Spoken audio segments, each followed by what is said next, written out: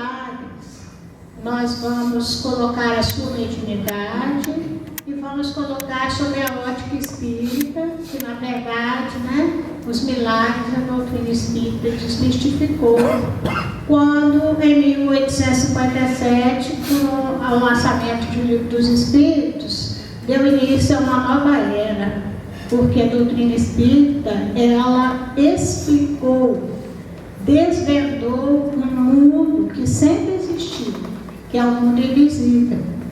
E desvendando e explicando esse mundo, ela também colocou para a gente as leis que regem esse mundo, que são as leis morais, que estão contidas em Livro dos Espíritos, né, na terceira parte. E, por falar em leis morais, eu me lembro que quando eu iniciei a doutrina, eu perguntei à companheira Jacira, que me acompanhante, por que Jesus? Porque a gente sempre procura explicação, pelo menos particularmente eu, explicação lógica para as coisas. E aí ela me reportou a questão 625 de O Livro dos Espíritos, em que Kardec pergunta para os espíritos superiores qual o guia mais perfeito que Deus colocou para nos servir de guia e modelo. E a resposta foi curta, simples, categórica: Jesus. Então, é o modelo, né, mais perfeito que nós conhecemos e que, através do seu Evangelho, Kardec pincelou a parte que diz respeito à parte moral, que é uma parte incontestável, essa parte do Evangelho, e nessa parte aí que foi editado depois do Evangelho segundo o Espiritismo, com as questões morais que Jesus colocou sob a ótica espírita. Então, nós vamos trazer para vocês, eu vou ler só a parte que nos interessa, que está em a Gênesis, mas está na Bíblia, né? No Novo Testamento. Um dos milagres refere-se à perda de sangue, que eu acho que todos os espíritas, pelo menos, conhecem. Então, uma mulher que havia 12 anos sofria de uma hemorragia, que sofrera muito nas mãos dos médicos e que, tendo gasto todos os seus haveres, nenhum alívio conseguira.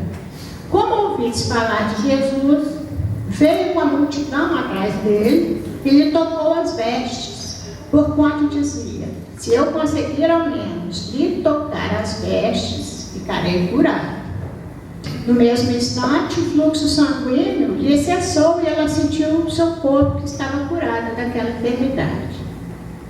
Jesus, conhecendo, nesse momento, Jesus saía de uma pesca do barco com seus discípulos, e a multidão sempre, acorria atrás, do esclarecimento, da cura. E essa mulher foi, tocou suas vestes, mas Jesus não viu, ele sentiu. E perguntou para os seus discípulos: alguém me tocou? Aí eles falaram: mas mestre, com essa multidão toda, quantas pessoas te tocaram? E aí aquela frase que todos nós conhecemos, que alguém especial me tocou, porque eu senti que de mim saíram virtudes. Então esse foi o primeiro milagre que a gente escolheu. O segundo milagre, Jesus se encontrou com uma senhora, que é a mulher curvada. Ela era tão curvada que ela não conseguia nem levantar o seu rosto. E Jesus imediatamente observou que aquela mulher estava obsidiada, por um espírito ignorante. E na mesma hora Jesus impôs as mãos e pediu para ela levantar. E ela levantou, ficou curada. E o terceiro, que todos conhecem também, é a transfiguração.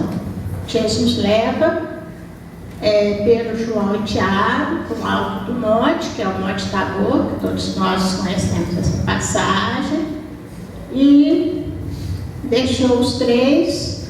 De repente ele se transfigurou, seu rosto, seu corpo virou luz, E naquela luz intensa, eles visualizam de um lado Moisés e de outro Elias, que se materializaram do lado de Jesus. Então, é um outro milagre. Nós, então, vamos começar.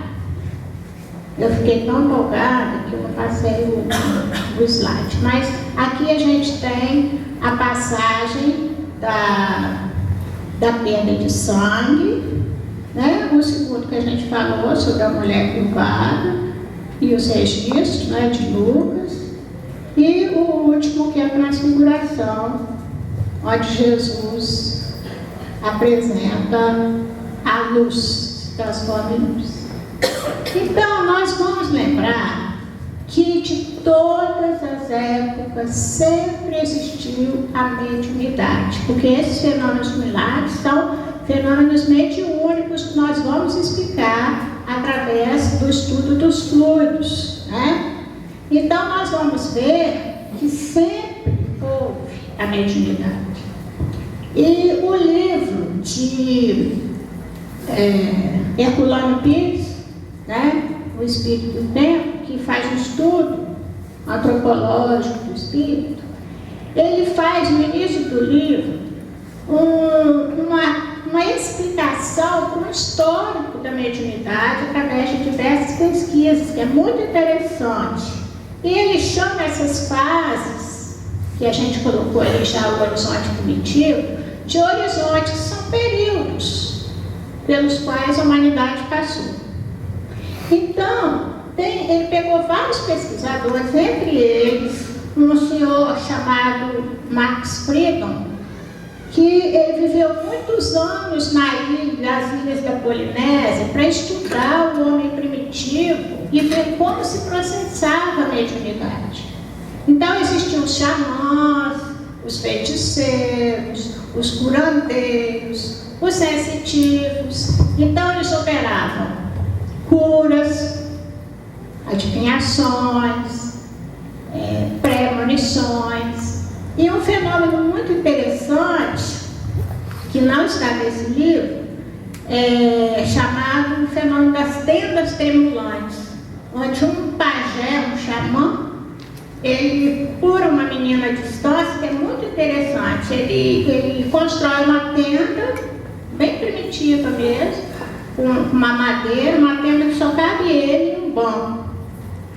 E pede que a menina fique em repouso na sua casa, e em volta da tenda ficam seus familiares e todas as pessoas ligadas a ela que têm interesse no tratamento.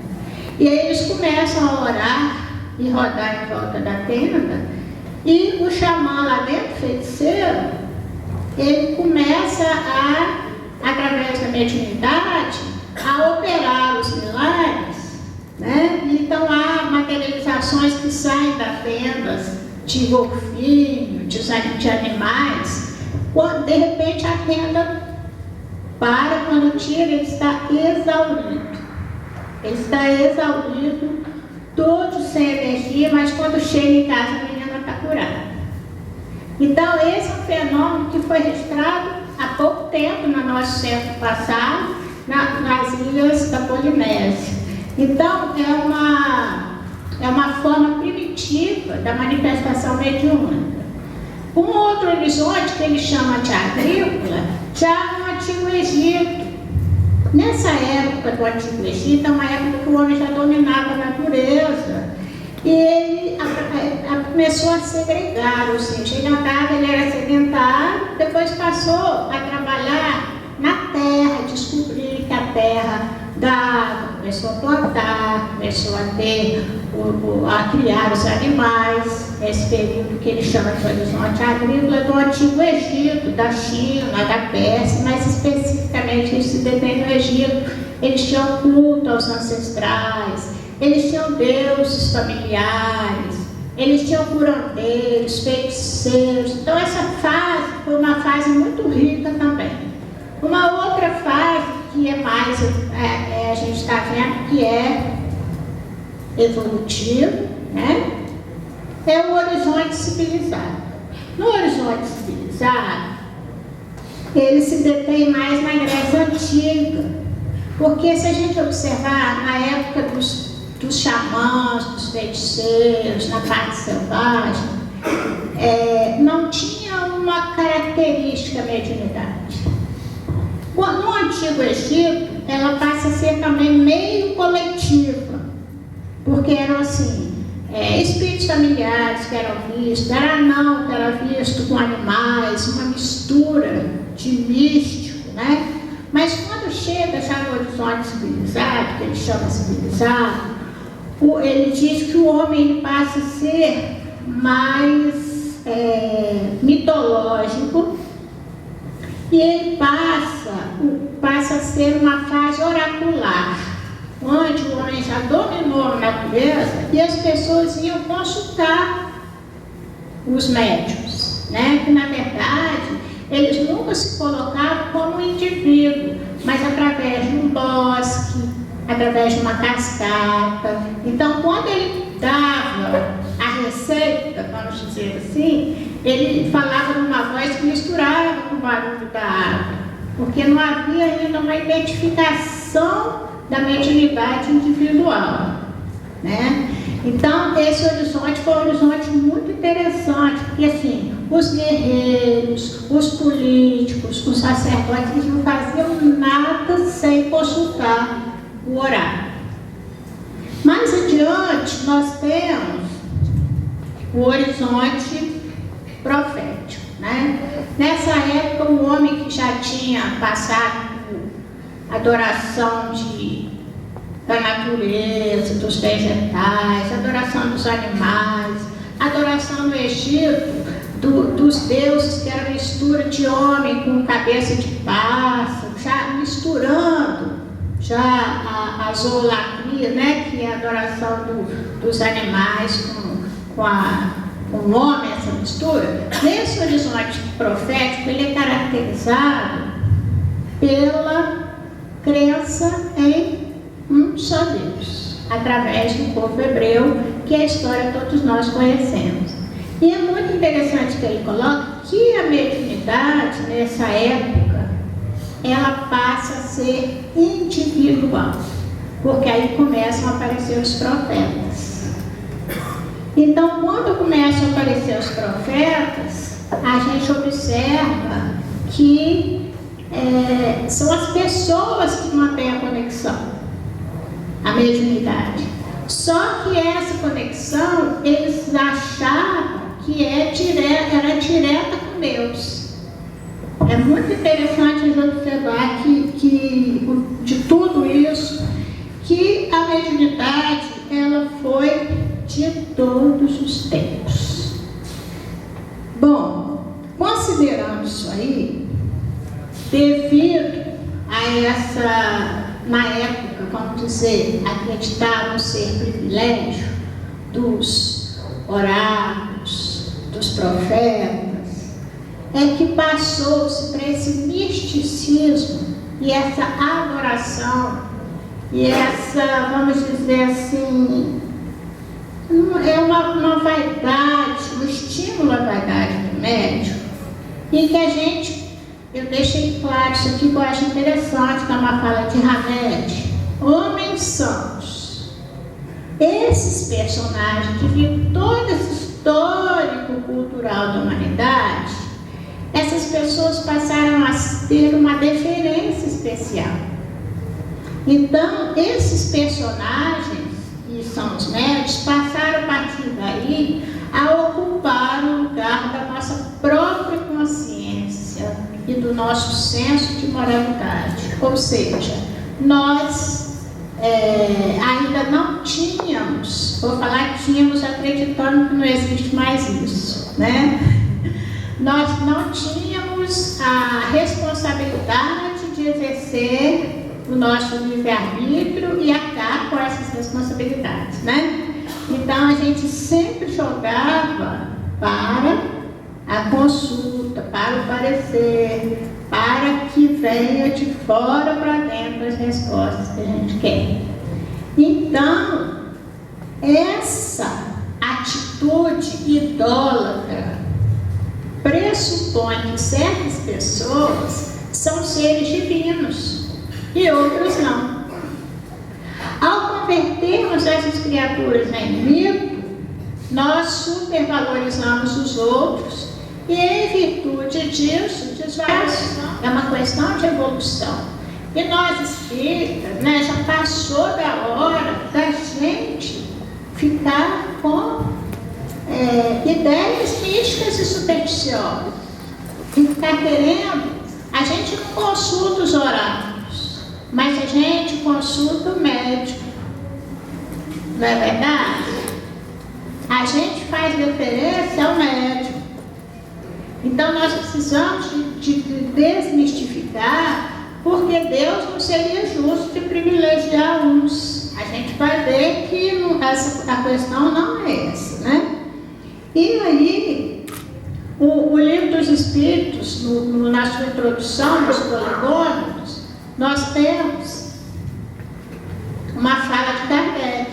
Ele diz que as comunicações do mundo espírita e o mundo corpóreo estão na ordem natural das coisas e não constituem fato sobrenatural, tanto que tais comunicações se acham vestígios em todos os povos e em todas as épocas. Então, a doutrina espírita, ela vem desmistificar, porque ela desvendou esse mundo que sempre existiu, mas que nunca foi explicado, que é o mundo dos espíritos. Ela desvendou que a gente pode se comunicar uns com os outros, encarnados e desencarnados, né? Não existe nada de miraculoso, não existe nada de sobrenatural. E que há vestígios. Por isso que a gente gosta de explicar por uma questão de lógica. Mas afinal, o que é mediunidade? Vamos lá ver o Livro dos Médiuns de Allan Kardec. Então Kardec coloca que todo aquele que sente num grau qualquer a influência dos espíritos é por esse fato médium. Essa faculdade é inerente ao homem, não constitui, portanto, um privilégio exclusivo.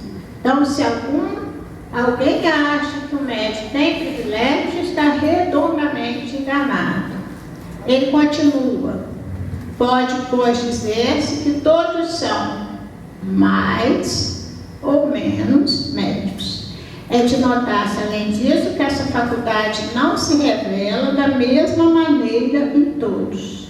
Então, a gente vai observar que uns têm determinada tendência para um tipo de mediunidade, outros têm outras, que varia ao infinito, da forma que nós somos espíritos, né? Nossa personalidade, a nossa individualidade varia ao infinito. Nós não temos ideia, não tem um igual ao outro, né? Da forma que a mediunidade também não tem.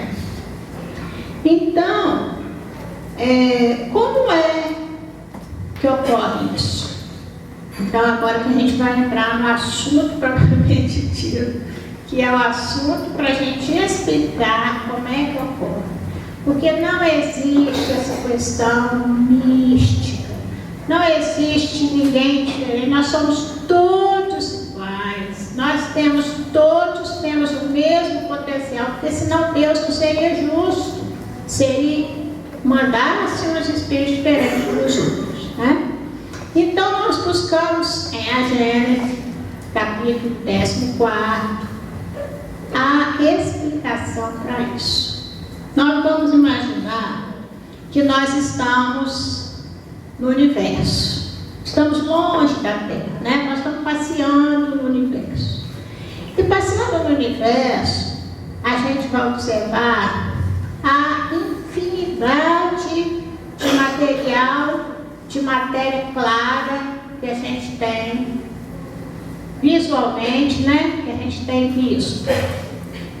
E que essa matéria, ela varia também ao infinito. Mas para que a gente possa pensar nisso, nós não precisamos também ir muito longe, não. Entre nós, olha só quanta matéria nós temos. Nós temos o ferro do microfone, nós temos uma seda de uma camisa, uma renda, uma água, que é líquida. Nós temos uma infinidade de matérias. E que matéria é essa? Toda a origem da matéria que existe no universo está num elemento chamado fluido cósmico universal. O que é isso?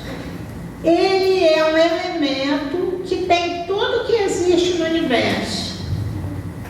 E ele se aglomera de acordo com temperatura, pressão, com a força que atua nele, sejam forças naturais, que a gente sabe que pela biologia, né? Pela biologia nós temos matéria, mostramos matérias que têm vida, né? Os minerais não têm vida, e aí as coisas vão variando ao infinito. Então nós trouxemos alguns pontos para conhecimento nosso. Esse fluido, ele é matéria elementar primitiva, é dele que gera todas as matérias, da água, do chumbo, da pedra, do aço, de tudo que existe no universo, das estrelas, dos cometas, dos planetas, dos sóis, tudo tem origem nesse fluido. Então, ele é essa matéria elementar primitiva, cujas modificações e transformações constituem a inumerável variedade de corpos da natureza. A gente pega a água é H2O, não é isso? Duas moléculas de hidrogênio e uma molécula de oxigênio. Se eu colocar uma outra de oxigênio, ela passa a ser H2O2. Não é mais essa água. Ela tem outra propriedade, né? Ela já não mata a sede. Então, isso vai ao infinito. É a lei de afinidade que a gente conhece pela química, né? Elas aglomeram de acordo com a afinidade. Porque, na verdade, o nosso mundo, a gente tem que pensar que, além da matéria, existem as forças do universo. Existem forças que a ciência desconhece ainda. A ciência hoje conhece a força da gravidade, que é a força que mantém a gente aqui, que é uma força que tem no centro da Terra, que puxa todos os corpos para ela, não é isso? Nós temos uma outra força, que é a força eletromagnética, que todos nós conhecemos, né? Nós temos a força nuclear forte, que mantém o núcleo do átomo coeso, e a nuclear fraca, que é que mantém os elétrons rodando em torno do átomo. Até então, são as 4 forças que a ciência conhece. Só que a doutrina espírita, ela fala numa quinta, que os estudiosos da doutrina, cientistas, estão doidos para que a ciência descubra essa quinta força. Alguém sabe qual é? Alguém sabe qual é? Então, antes de eu falar qual é, vamos pensar o seguinte: esse fluido, ele sofre modificações com as forças da natureza, por isso que tem essa diversidade. Ele, por exemplo, o fluido que está envolvendo o nosso planeta é diferente do fluido que envolve o planeta Júpiter, porque é um planeta mais evoluído, que é diferente do fluido de um planeta primitivo. Então tem uma variação muito grande esse fluido. E é um fluido, ele escapa a nossa análise. Os nossos 5 sentidos não têm condição de captar. Então vamos lá. Esse fluido, ele não é uniforme. Ele sofre infinitas modificações em número, quer dizer, em quantidade e em quantidade de elementos, número de elementos, em número e gênero, mais que a matéria. Vamos lá. Ele escapa à percepção dos nossos sentidos. A gente não pode perceber ainda, porque a gente só pode ver com o olho, né? A gente só pode cheirar, ouvir, tato, né? Ele, é nele que está a chave para os inúmeros fenômenos inexplicáveis pela lei da matéria. Nós vamos ver por quê.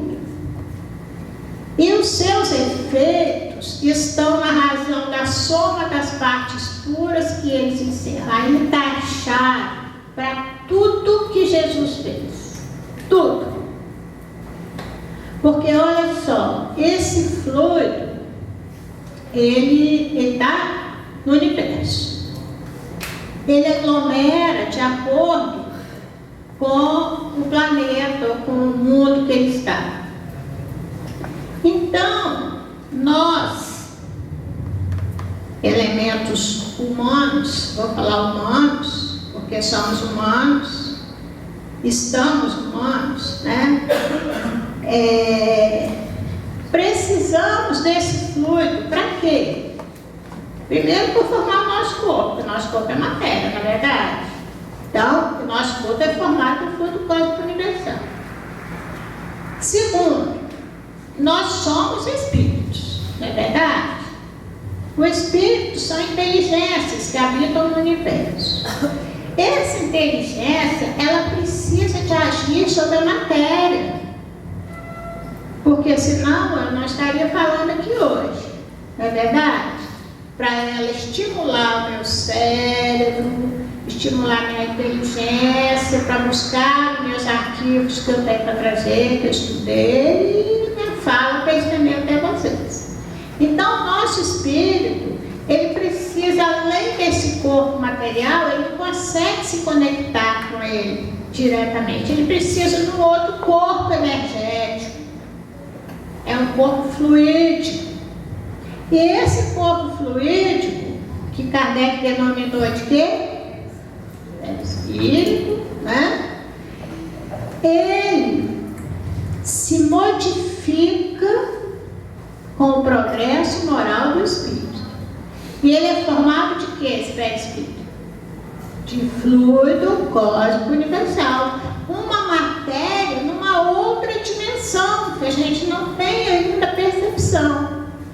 Então, o nosso perispírito, ele é tirado, o espírito tira a matéria dele do mundo que ele vai habitar. A gente sabe que quando Jesus veio para cá, no contato direto que ele esteve há mais de 2.000 anos, ele levou 500 anos para conseguir tirar o fluido do nosso planeta para constituir o perispírito dele. De tão grosseiro que é o fluido do nosso planeta. Por quê? Porque varia com o nosso progresso moral. Então, o nosso perispírito, ele é formado de matéria, do fluido cósmico, mas tem propriedades do espírito, para que ele possa fazer essa conexão com o nosso corpo. Então, ele varia de acordo com o mundo que a gente habita. Então, a gente desencarna, a gente não vai com ele, carrega o nosso perispírito, né? Quando a pessoa vê um fantasma, ela está vendo o quê? Está vendo o perispírito do espírito desencarnado, não é? Então, ele tem inúmeras propriedades, entre elas, a de miniaturizar, porque quando o espírito vai reencarnar, o que acontece? Quem já leu André Luiz, né? A história da encarnação de Segismundo explica a miniaturização que o perispírito tem para ele habitar o óvulo fecundado e começar a crescer tomando a forma do novo ser, né? Do novo corpo que ele vai ter.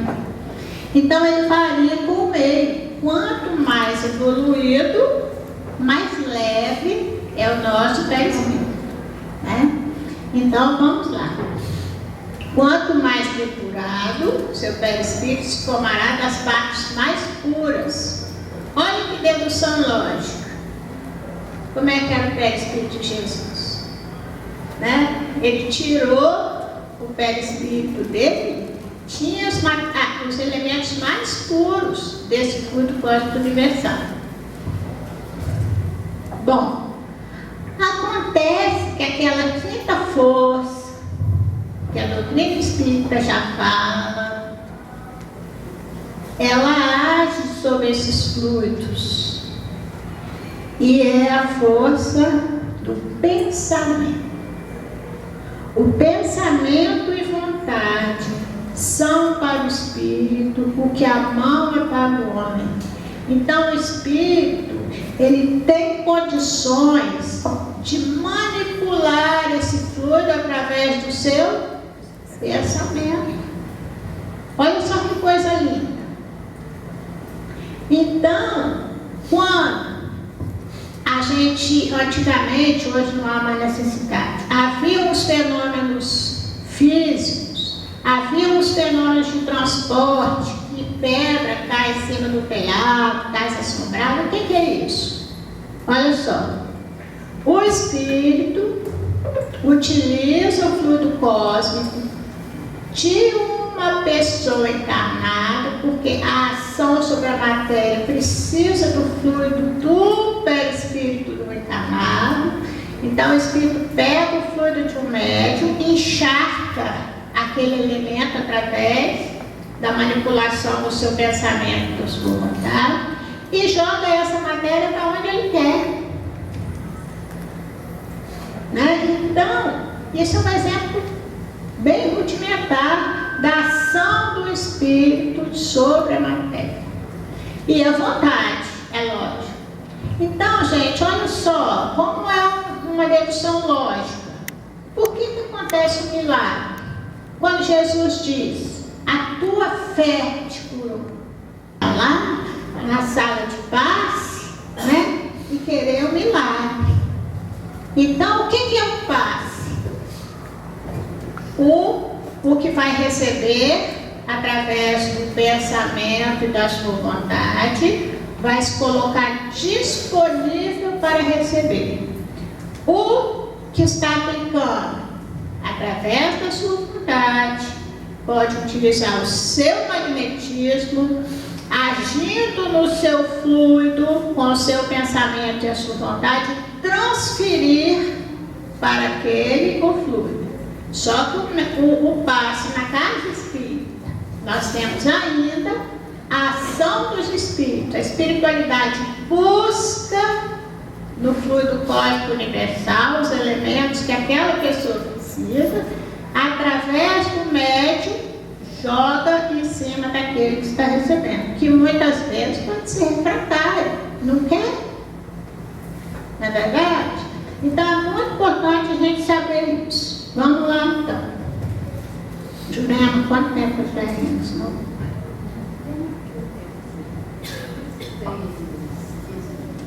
15? Vou ter que correr muito. Vamos lá então. Vamos correr para dar tempo.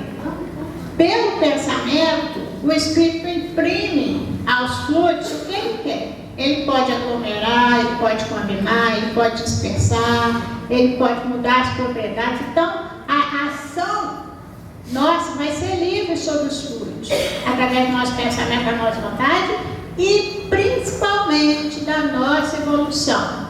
A gente vai ter que ter condições de operar determinadas coisas. Vou pular esse aqui, porque senão não vai dar.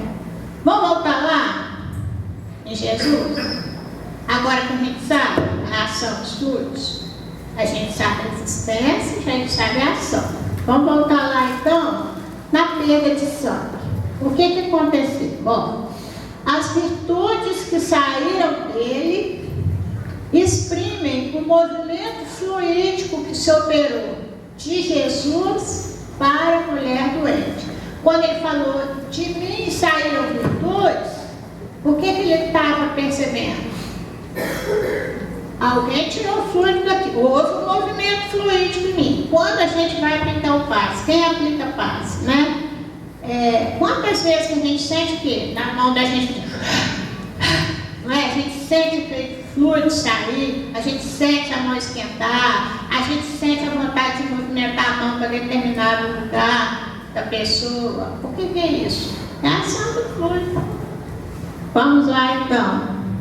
O fluido, sendo dado como matéria terapêutica, deve atingir a desordem orgânica para a reparar.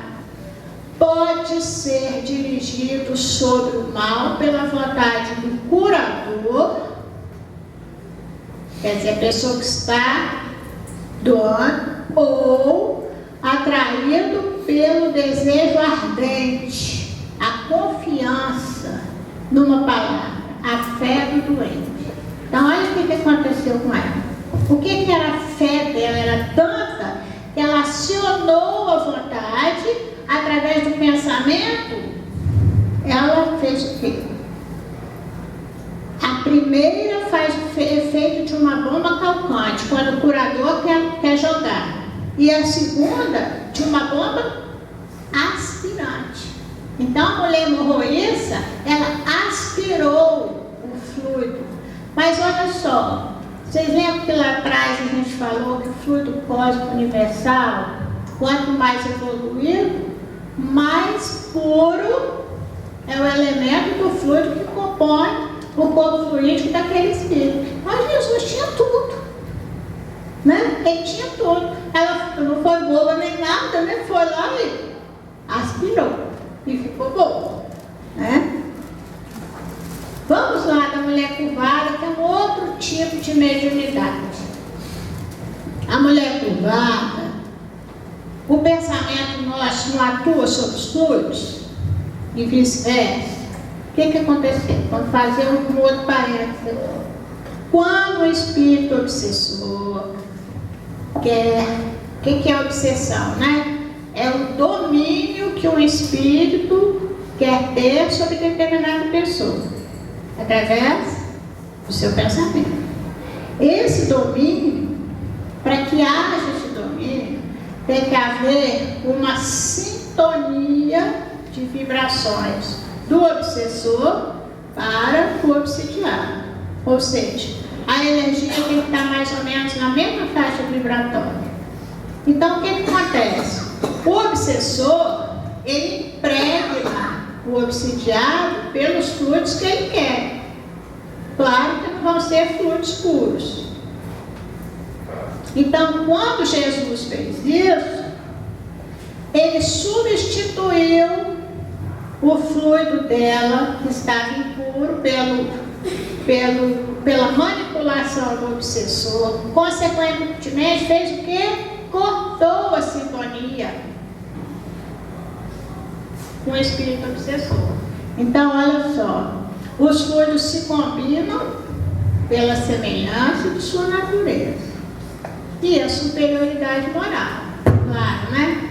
Eles só de falar, não precisava nem botar fluido, nem pôr suas mãos. Se quisesse falar, sai, o espírito saía. Como nós temos várias passagens do Evangelho que falam, relatam, né, esse caso. A transfiguração. Na transfiguração, nós temos dois fenômenos de mediunidade. Nas propriedades do fluido espiritual, podem-se encontrar as razões desse fenômeno. A transfiguração ocorre por consequência da irradiação fluídica, que pode modificar a aparência de indivíduo. Lógico que eu quiser me transfigurar em luz agora, eu não consigo nem por um decreto, né? Mas o espírito mais evoluído, ele tem condição, né, de se apresentar, principalmente Jesus, que é puro, se apresentar como luz através da manipulação do fluido. É o fluido do perispírito dele que extrapolou o corpo físico, né? A energia dele é energia pura.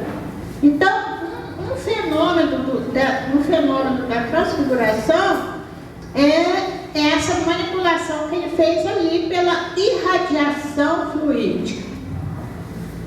A pureza do perispírito de Jesus é que permitia ao seu espírito dar um brilho excepcional. E se ele quisesse aparecer roxo, ele aparecia. Se quisesse aparecer pink, aparecia, né? Porque ele tinha condições morais de manipular o fluido. Vamos correr aqui.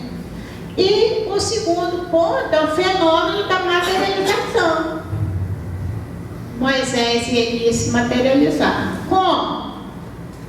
Jesus, que não era bobo, quando ele queria operar fenômenos de materialização, que ele precisava de médiuns que tivessem o fluido próprio para isso, ele levava Pedro, João e Tiago, que eram médiuns que forneciam os fluidos para a materialização.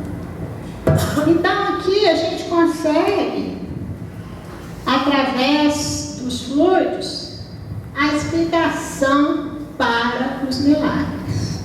Vou correr aqui para trazer algumas coisas que a gente pensou que nós achamos importantes, que Jesus exerceu na terra a função de médium de Deus e com seu pensamento mantinha constante identificação, jamais se excusava de atender à infelicidade, ao sofrimento de qualquer procedência.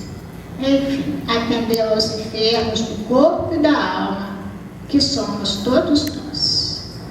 Ser médium, conforme a visão espírita, é ser ponte de luz, auxiliando aos que sofrem no além-túmulo como na terra, para que tenham diminuído as suas aflições e orientado seus passos na direção da imortalidade. O sincero trabalhador da mediunidade tem por modelo Jesus, que é o médium de Deus, né? Então, o que deve ser, o que deve ter, o que é essencial para um médium com Jesus? É evangelizar-se a si mesmo antes de se entregar às grandes tarefas doutrinárias, pois de outro modo poderá sempre esbarrar com o fantasma do personalismo em detrimento de sua missão. Porque história de vida nós temos. Esses horizontes espirituais mostram de onde nós saímos, né? A nossa cultura espiritual está aí. Então nós precisamos de ficar livres dessa cultura de achar que somos melhores do que os outros, de achar que mediunidade ostensiva é o bom médium. Não é verdade? A mediunidade tem que ser mediunidade com Jesus, porque o bom médium é aquele que é simpático aos bons espíritos. Está claro lá no Livro dos Médiuns. Vou pular aqui. Eu trouxe uma fala que todos nós conhecemos, né, trabalhando na casa espírita, uma fala de Jesus: restituir aos doentes, ressuscitai os mortos, curai os leprosos e expulsai os demônios, dai gratuitamente o que haveis de receber. Aí a gente fala: não, mas o médico do centro espírita não cobra. Não, a gente sabe, não cobra dinheiro, né? Mas às vezes cobra bajulação, às vezes cobra indiferença, a não querer fazer umas tarefas mais simples, às vezes cobra elogio. Então nós devemos ficar atentos com relação à mediunidade. A mediunidade é uma escolha que nós fazemos no projeto reencarnatório. E que com certeza escolhemos vir mais ou menos méritos proporcionalmente ao mal ou ao bem, ou ao mal que deixamos de praticar, né? Então a gente tem que ficar atento. Vou fechar a nossa fala falando sobre um diálogo de Jesus com Filipe, que é pertinente para todos nós, que Filipe questionou a Jesus e ele disse-lhe Jesus: Filipe, há tanto tempo estou convosco e não me tendes conhecido? Quem me vê a mim, vê o Pai. Como dizes tu, mostra-nos o Pai? Então ele deu a dica de quem ele era, né? Não crês que eu estou no Pai, e que o Pai está em mim. E aí ele complementa, finalizando a nossa fala. Isso está registrado em João, capítulo 14, versículo 9, 10 em diante. Em verdade vos digo, que aquele que crê em mim fará também as obras que eu faço, e outras maiores fará. Então nós vamos deixar claro que nós podemos fazer tudo, porque somos espíritos dotados de pensamento, dotados de vontade, fomos criados à imagem e semelhança de Deus. Não do Deus antropomórfico de barba branca, mas do Deus amor. Nós fomos criados à sua imagem e semelhança em espírito. E é essa a nossa meta, né? Que nós possamos